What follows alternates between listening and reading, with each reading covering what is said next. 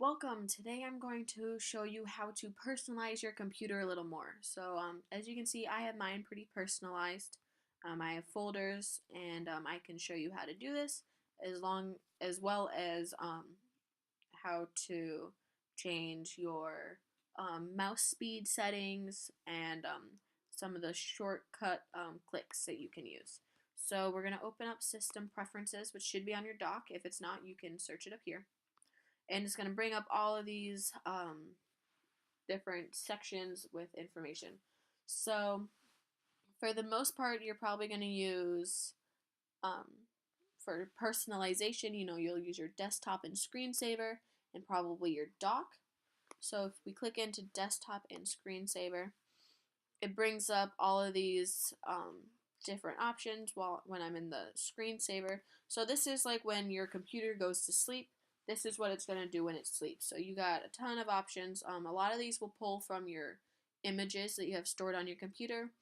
I just have this basic one, but they also have, you can type your own message. And so this one says my computer number, but they have different ones, some that show the time. So you can click on this, and if you want it to show clock, you can just click on it and then hit preview, and it shows the time in the screensaver. So that's that. I'm going to go back to the one I had and not show the clock. But also here it says start after 20 minutes. This is just what I have it set on. Sometimes I'm not using it, but I don't want it to fall asleep on me. So this hot corners option is kind of a peculiar one. This is so that you can set different corners to do different things when you're in the asleep mode, I guess. So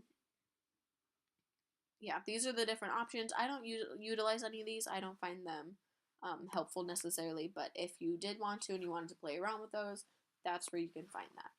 So if we go to the desktop, this is going to bring up, so under Apple, they have all of these pictures that have already been put in here for you that you can use. I use this purple one mostly because it's pretty plain and I like purple. It calls it pink, but I'm pretty sure this is purple. But they have a bunch of other ones. They, of course, have solid colors, which are kind of boring, but then also photos. So if you click in here, this automatically links with your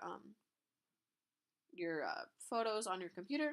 So anything you have uploaded into photos will show up here. So if I wanted to set my mine to be Haley Tobin, for instance, I could set that, and you can see it changes it to it automatically. But I'm just going to stick with the plain purple background because that makes me happy. Okay, so if we go back to here, another one you might want to mess around with is your trackpad. So it kind of helps you here and gives you a little hint to kind of what each of these mean. So the secondary click, it shows it to the right of it. But the other thing you're going to want to take note of is the tracking speed. So if I put it to fast, my thing is going to move super, super fast. But if I put it to really slow, it's like you got to work with it to get it. So I kind of like it at a slower speed, but just fast enough that, it's not like, wow. Kind of know what I mean? Scroll and zoom. These are pretty helpful. They kind of more for the scrolling one for websites and maybe if you're in pages. But the rotate one is pretty helpful for if you use a lot of Photoshop or if you're editing images a lot. And the more gestures, these are just kind of like some quick gestures that you might need to use. So you can certainly look through these and you can kind of pick what works best for you.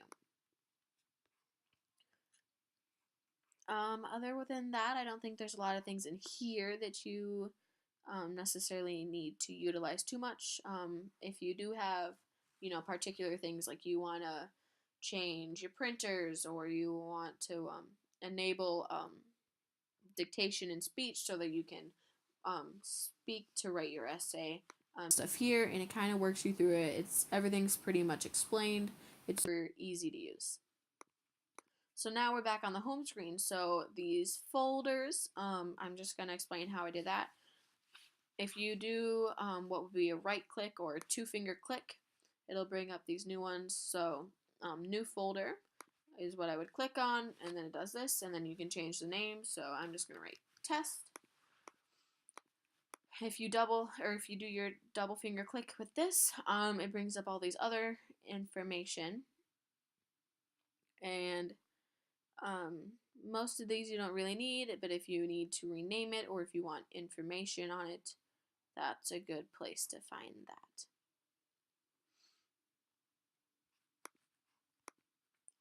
Other than that, if you do your double click, you can also, it's got a quick link to changing your desktop background, and it'll just pull up that system preferences and bring you straight to this. Or you can have it sort. I have it on none because mine are personalized for my blue days and my white days.